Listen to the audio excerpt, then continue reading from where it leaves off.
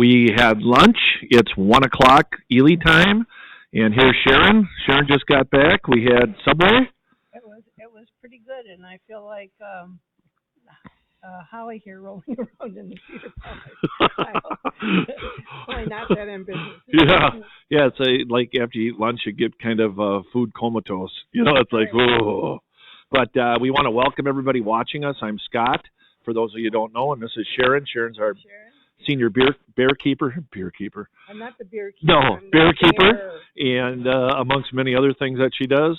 But we want to say thank you for joining us today, and we're here for our biggest fundraiser of the year, which is... It's one of our only fundraisers. Wow, we've got this one. We've got a couple of them. I know for the Northwoods Bear Foundation, Linda does a super job with her team. And the lily pad fundraiser. Which was neat to have it back here this year, wasn't it? It was really nice to see everybody, and I think everybody had an absolute ball. Yeah, I thought it was a really good time. Definitely good to see everybody back together again. Yeah, since COVID day, we hadn't had it since then. Right. It's been about 3 years, 4 years. Melinda will correct me. It's been a long time. It was quite a few years. Seemed longer. A few years.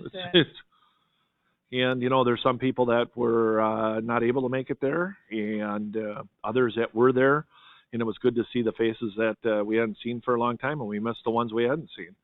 But, the North American Bear Center survives off of donations and door ticket sales and fundraisers, food donations. Food donations, our store. Yep, our store. Everybody's been helping out real nice on the gift shop online. It's been doing really good. Missy's been doing some nice ads that have helped out. A lot of fun. I think the Bears do a lot of good, too, with the ads. Yeah, they do, definitely. It's a lot of fun seeing them. Some of them are pretty hilarious, I got to say. I think she's done a great job with that. As we move into this, Give to the Max, we're at 1 o'clock right now. We got about 11 hours to go. Yep. And we're sitting at about 24,670. Just under 25. So you guys are doing a great job. So we got about, keep it going. What, we got 20,000 to go? Yep. We got $20,000 to go to meet our goal of $45,000. If you're just joining us, you go onto our website, bear.org, and you can click on it and go right to Give to the Max to donate. Make sure you pick the North American Bear Center. There's some other ones out there that we got to, make sure you get the right one. And you can donate anywhere from $5 on up to whatever you so choose. And each hour, every 15 minutes, they draw for a $500 golden ticket. We haven't got one yet. No. So we're trying to have folks help us, which every time you donate, it goes into a drawing. Yeah. And it helps us. Hopefully one of these times we're going to win one of those tickets. And we have chances for a whole hour, every hour, but we haven't done it yet. So. And we sit, when we get done here, after we're done broadcasting live, we sit and look at it and watch it to see if we've got anything yet. And, every 15 minutes my head goes, oh, we didn't get it. Oh, we didn't get it. But you know what? Overall, we're just happy to be able to be here. This is my 9th year doing it. It's probably Sharon's 10th or so. Yeah, or more. About that. And we started our time with Judy Thone years back, and had a lot of fun over the years with her in that program. And we used to do it 24 hours. Oh. We used to go from midnight to just after the next day's midnight, and it was took a toll on us, but we got pretty giddy at the end of the night. We did. It was a fun time, but I'm kind of glad for only doing it for about 18 hours now. So yeah, in the long run, it's worth it for the North American Bear Center and the mission that Dr. Lynn Rogers set out for us to do, and teach people about the truth of black bears and teach about the ecology that the bears are surrounded with in the ecology hall. When you just take a look at the overall success of Dr. Lynn Rogers and his studies, and you look around the North American Bear Center, if you haven't visited here, and if you haven't seen the bears and how well they're taken care of, you're really missing out. And if you just can't make it because of a lot of reasons, at least go online. And click on those live cams. Yep. Because we have how many? 9. 9 cameras. And we have one focused on the osprey nesting ground or platform. We also have I call it the Batman, but Yeah. the bat house, and then each bear plus excuse excuse me, the PTZ, the pond cam, and the mound cam, but each den has its own cam. And I can I talk just a minute about the cameras? Why wouldn't you? Okay. Well, in the earlier part of actually the later part of the summer, Morrow, who puts in our cameras and is very good at responding to any of our needs here, he was so proud of himself.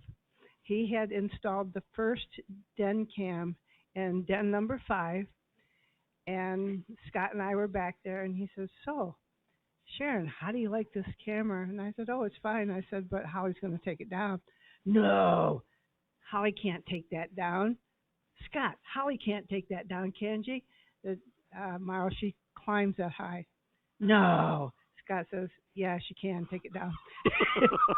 So down came the camera, and then it was kind of reinvented to have it up higher, which was a very good move because Holly would have taken it out. Absolutely. So She's a smart bear. and she was watching, and they assess everything.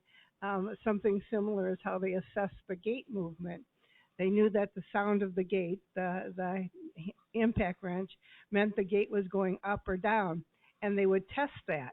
They would go back there. "Oh, I see the gate's down." Well, Lucky soon figured out very quickly that, oh, well, it's not that bad. I can lift that gate. So then we had to come up with a new strategy of locking the gates. So they're very, very intelligent. So they manipulate their world to what they want. Our needs and what we say, "Oh, they can't do that." Yeah, they can. Yeah, They just definitely have to think about it, and they do. Yeah, she's right about everything on that one. And the frustration was there. I mean, when we were doing the enclosure, it was really a project that Low Impact did, and they did a fantastic job. They have been good to us for a lot of years, and they were very good to us this year. And Ryan and his crew did it. For some reason, I'm drawing a blank on the other guy. Mikey. It was Ryan, Mikey, and somebody else. Don't remember the other guy. But they did a super job, and I'll never forget how excited they were. And I mean excited when they made that first den. And proud of what they did. Oh. Somebody gets paid for something, and they say, "Here, I did this job," but they wanted us to respond to what they did. "Do you like it? Is it good enough?" And it was, and it's just then of course that prompted them to get a little more creative. Yep. And so each den is a little different. It even prompted them to crawl in and take a picture of both of them. Oh yeah, they were in there too. So. They wanted to be part of it. They had a lot of fun with it. It's really nice and a joy to work with a group of professionals like they all were, giving us an enormous break on dollars. Low Impact gave us a huge, basically, donation by doing that project. Even though we did have to pay them, it was nowhere near what they should have charged. Nowhere near.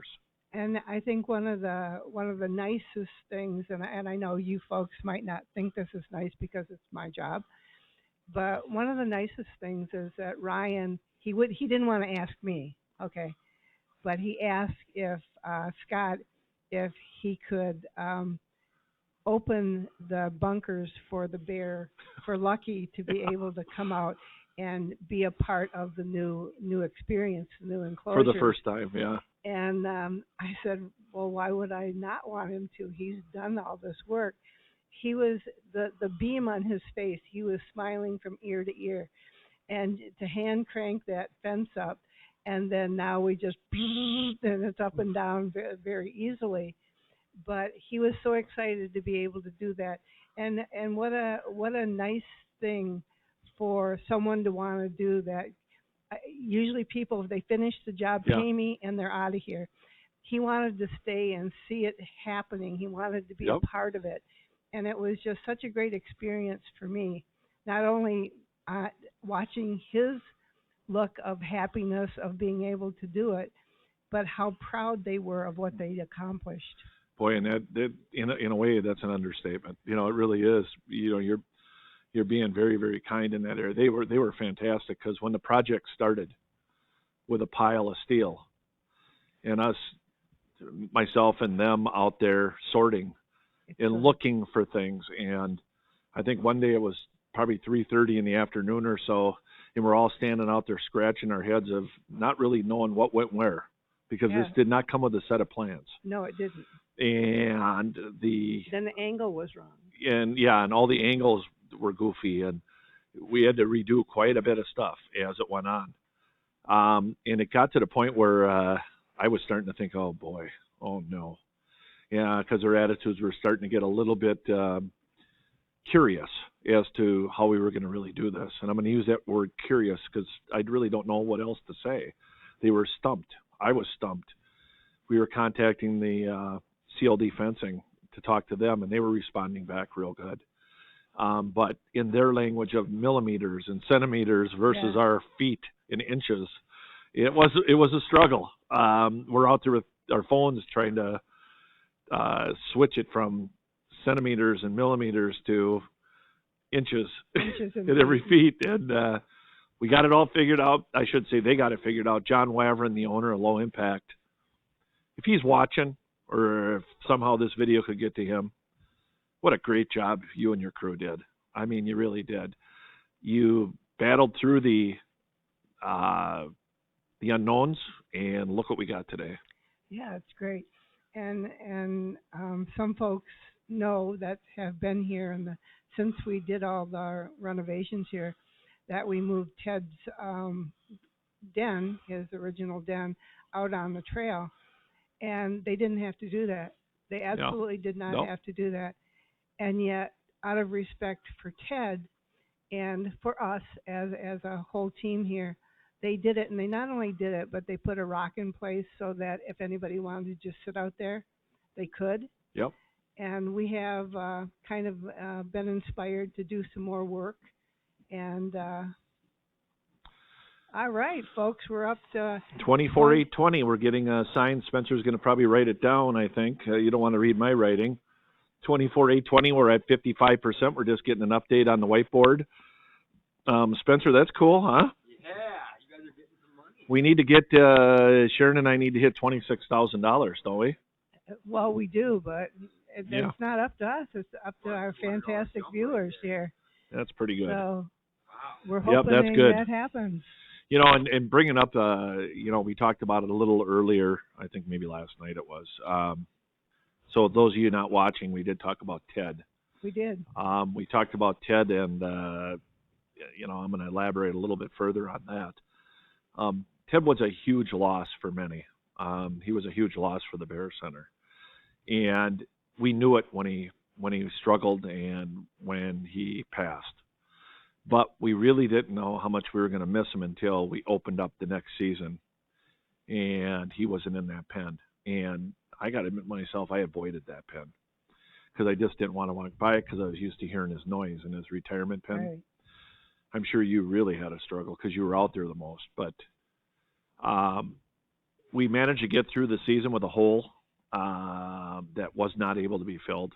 But the three Bears and Sharon and the crew did a great job coming through that. No matter what anybody thinks, it's losing animals, losing friends like that can be harder at times than you can ever imagine. And I know there's a lot of people out there that felt that way.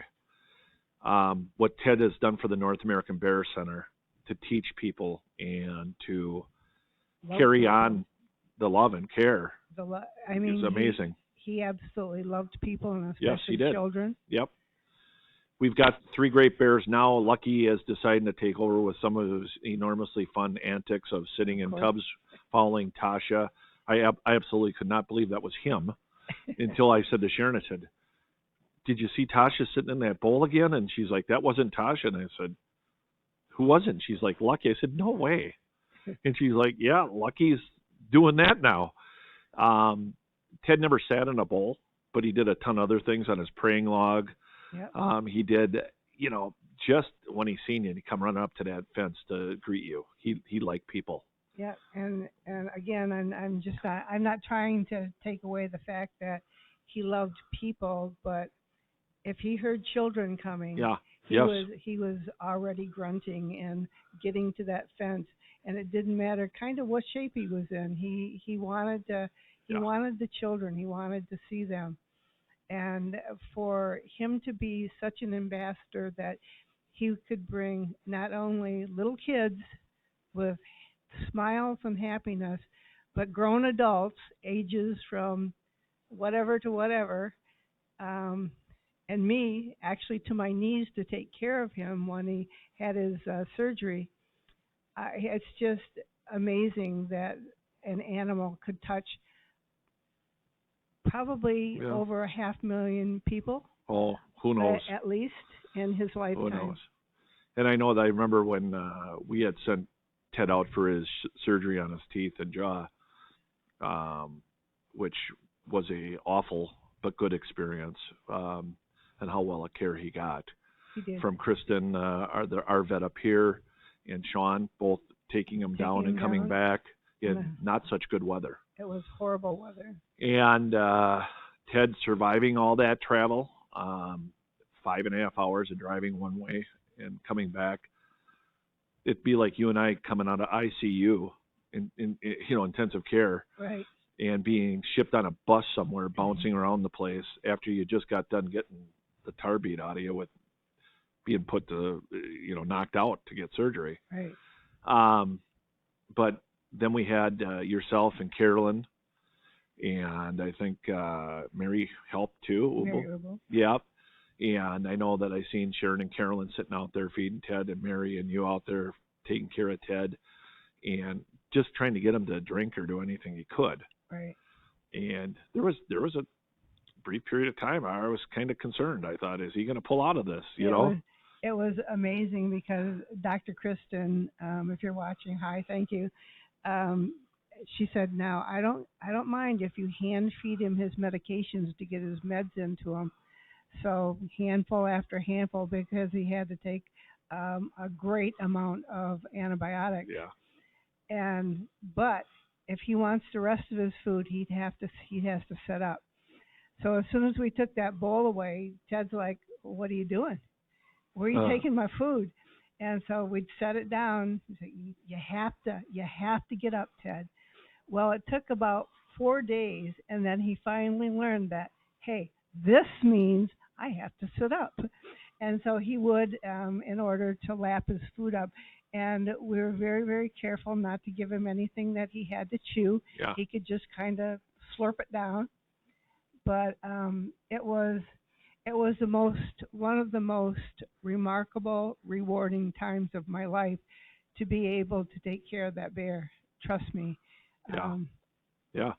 And we don't mean to go on and on about Ted, but he deserves it. He really does. And, also his owner that brought Ted up, Cindy deserves it. And Cindy did a great job with Ted and Honey. And, not to have either one of them here is a tough deal. But we got through the summer all in all in good shape. It was handled well as far as the staff did a great job throughout the summer months. Got a lot of questions asked where he was, but you handled it well, Sharon. We handled it well, and the interns did a remarkable job too. Yeah. Of not only answering questions, and of course they couldn't because they didn't know Ted, but they would refer them to us, and we would talk to folks and point out his memory. We have a memory video, and his log and stuff is in here. If you have not visited, there is a spot here in the center for him, and also out on the trail. Plus, he is buried across the parking lot, and we just love reflecting on what Ted has done for our lives. Yeah. So that it had a tough ending, but a lot of good memories. Sharon and your group have a lot more memories of Ted than I do, but he's really one of the first bears I ever got to know. True. And just an amazing blessing to have him. It really was. It was, and what a teacher! What a great ambassador for the Bear Center Ted was. And I know that Lynn loved that bear a lot too. He really cared about Ted, and he really hurt over it. He missed Ted dearly too, and all of you did. But the Bear Center since is moving as you got to do. You got to move forward, and I think since all that I got to go by is 2014, August of 2014 when I started. But when I look at from August 2014 to today, the Bear Center doesn't resemble anything that I remember from the driveway all the way up. Giant step forward. The Bear Center has moved forward in ways that Dr. Lynn Rogers probably didn't think possible. But his legacy and dreams here at the Bear Center is definitely his legacy as far as dispelling myths with truth. Just general education about black bears and dispelling the myths about what a dangerous creature they are. They are not. They're very timid. Yeah. And they would prefer to run from you than to get involved in, and like I said earlier today or last night, there's 1 in a million that will be a rogue. And someone's going to get hurt, but they usually will run away instead of stand there and fight you. Yep. So, ultimately in the long run, we look at the North American Bear Center and what Give to the Max over the years has done for the Bear Center. And it almost gets to the point where we're getting to where it's hard to describe all the things we've done with all that money from Give to the Max. And it's because it's huge. of all of you, the viewers that are watching now, the people that continue to support us, our team that works hard to get us to where we are. Yep. It's all because of you folks, the moderators, the chatters, everyone pushing the word, a Facebook page, Twitter, and what the other one? I don't know what it is, Snapchat or what is it? I don't know. Yeah, there's a whole bunch. There's a lot of stuff out there, but Sharon speaks solidly on that. I mean, when we look at even our Living Legacy wall, making a difference for the Bears, it makes a difference. It certainly Every does. person that walks through the store gets educated by Dr. Lynn Rogers' 50 years of research and other people that helped him with that, which there was a lot. And he always makes sure he gives credit to everybody. He really does. He does say thank you. But ultimately, the Bear Center's information will always stay the same. The content will never change. What will change is maybe the building or the growth of that, but what we're teaching the public will never change, as far as I'm concerned, and shouldn't change. The words that Dr. Lynn Rogers and his crew of many names, Judy McClure comes to mind right away. Yes. And our whole outlay of the place is fantastic. It really is. I know that we had many things we had done. I mean, we went from tile floors to carpet. We've got all wood displays. It's a very cabiny, soft up north feeling place that's very welcome and inviting if you haven't been here. If you have been here, you know where I'm coming from. The only thing we really haven't changed in the place as far as building and that goes is probably toilet seats. Other than that, we haven't. That's about everything else. Colors, we've painted. We've got stonework up. We've got stonework in front of our viewing windows. We've got this beautiful this camping display. We've got a pavilion out there. That was a brainstorm idea of Judy Thones. We've got our entrance with the logs. We've got our big pictures up on the building that we got to get refreshed. Yep. With probably the same pictures, just refresh them. They need to be. They're fading a little bit. But when you take a look at the place, everybody out there should be super proud of the Bear Center.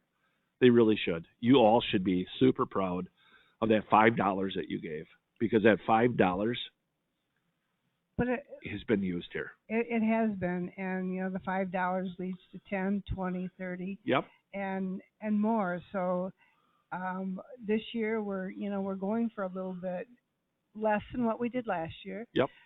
But we want to do great things with it, and our staff, Scott, under his lead, we looked for the best prices of the best quality things for the Bears, and that's what we're doing with this $45,000. We have some work we have to do in the enclosure. The pond is one of them, and a little bit of repair on that for the Bears. Yep, the pump. Everything's going to be for the Bears. So when you look at the overall picture of the new fencing, the cameras. This was done, the fencing for the Bears' benefit and our guests, but the cameras were done for everyone, and especially our Yeah. online folks that can't be here but can sit and watch the Bears. Like Lucky's out right now. We thought he was watching us eat our lunch, saying, "Where's ours?" But he was just kind of sunning himself. It's a nice day out today here. 50 degrees again. And we'll do some more in enrichment and enhancements in the enclosure. Posts that need to be replaced, the fence posts that need to be replaced. The other fencing will stay the same, so we're not asking for fencing. So you may have a question on that. Why are you replacing posts? You just replaced all that nice fencing. You just put that new fencing in. These are the posts that go around the perimeter of the enclosure itself where the Bears are in, that are the wooden 9-inch by roughly 16-foot long logs, green treated logs that are rotting at the ground level where the water sits the most. They were green treated in 2006, but since then they have faltered, and they're snapping off. I mean, barely touch them with a piece of equipment, they snap right off. They're rotted. Right. Not all of them, but most of them. So they'll be replaced, but the fencing itself is going to stay there. We're going to keep that there. It's so good. Works really well. Our enclosure, we were inside the Bear Center for a lot of years. We started going outside this will be our 4th year now where we went outside to the Bears. And we did the pond. We had to redo the pond once. Right. Remember, it was leaking water bad. Right. And then we, have done everything else for 3 years on the fencing, the new fencing that we've got, which has been heavily talked about. Yeah. It's helped us really take off to a whole different level for the Bears' safety. You can share that information from the USDA. We of course have 2 inspections a year. One is unannounced and one is announced. And this past October it was unannounced. And fortunately, I keep a clean house in that food shed. I don't like stuff laying around, and I like everything picked up and put away. She does. Interns are really great about doing that, so I didn't have to worry about that. So when we did our walkabout, which is she has to inspect the fence, the enclosures, look at all the Bears, of course, and she did get to see all of them this time. And she just thought the fencing was phenomenal. Yeah, that's important. It's very important. It's important to me because we try to attain a high quality of care for the Bears, and the fencing to this point is just beyond compared to what we had before. But I don't think Sharon could say that she wasn't nervous about how it was going to be either, because we were wondering, it's when you get in an erector set, if you know what those are, when you're a young kid, you look at a box full of steel parts and bolts and nuts and everything else, and it can turn into something. And this actually did turn into something. It absolutely turned mint. into something great. And we had to, one point Scott says, you have to move Tasha. Well, how do you want me to do that? When she's out, she's going to be out. But Brandon, who I worked with as an intern last year, I very much trusted what he could do along with the interns that we had. It went very, very well. It took me about not quite 2 hours to move her. But she got brave enough to do what I asked her to do, and it happened. And Scott goes, I didn't have a worry about it. You're not me. I did have a worry about it, but she listened. And Sharon and the crew have a great way with the Bears, and they were asked many times to do things with the Bears that I had full confidence in. That I know Spencer and all of us did. But there was a spot in the back of my mind that goes, I sure hope I'm right. Because it really depended on the workers staying here or not. Right. So they could keep moving and keep going forward with the project. So. And they would only give us like maybe the no weekend. Notice. Yeah, no notice to the weekend, like. Not their fault. They didn't know neither. Right. So. Yeah, you have to do this, and we want to get it done like on Monday. Yeah. And now it's Friday afternoon. We're going, oh, well, thank you. And so I would come in and we'd get it done. And thankfully we had interns that well instructed and did what they were supposed to do. And we'll talk a little bit more about some of the things that we did as an experiment this year. Yeah. And just and it's because the interns listened so well that we could achieve that. What a great group of interns we had. And we're just fortunate every year to get a great group of interns. Yep. This intern group they just keep getting better. I don't know how that can be. I really don't. Every year when I'm thinking, boy, we got a great crew, we get a better crew. We do. You know? Natasha did a nice job, and Natasha Spencer. did a great job, yeah. And then, as we're talking about the enclosure, we want to make sure that you did mention Morrow from Custom Theaters of Ely. Correct. Pretty much a person that we can call just about any time, and he's there for us. And if he can do it, he will. If he can make it happen, he does. And, all these cameras, all this stuff that is installed, all the things that have happened with the electronic side of it, he's kept his word. Our camera system is really, really phenomenal. And, last night I was watching President Biden give a speech after he had talked to the Chinese leader, the president, and they were giving people microphones in the crowd to ask questions. And I was feeling so good because the microphones were cutting in and out.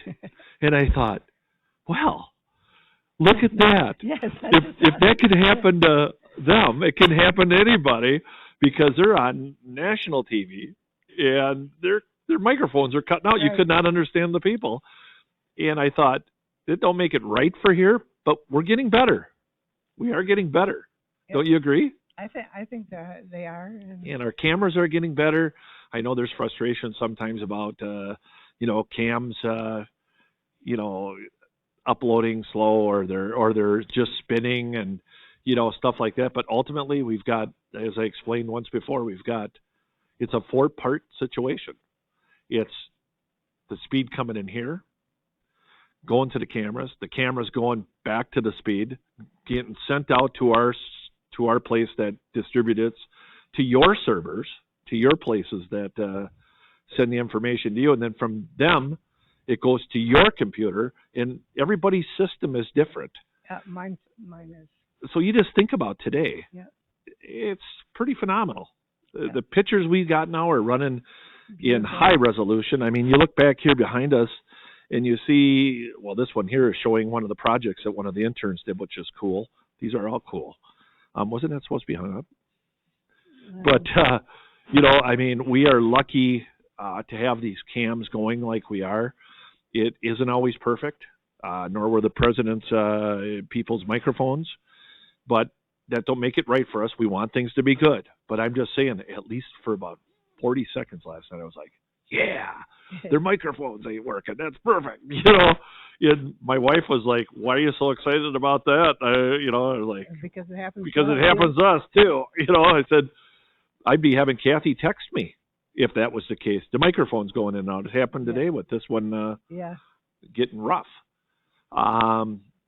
We deal with an electronic age and systems that we really, really think should be perfect. And when we live up in Ely, Minnesota, I've got better internet here at my house and at the Bear Center than they got in the Twin Cities at most places. We got fiber optics here. Yeah. At my house. Yeah, in Michigan. Yeah. Yeah. So we've talked a long time. We hope we've moved that number.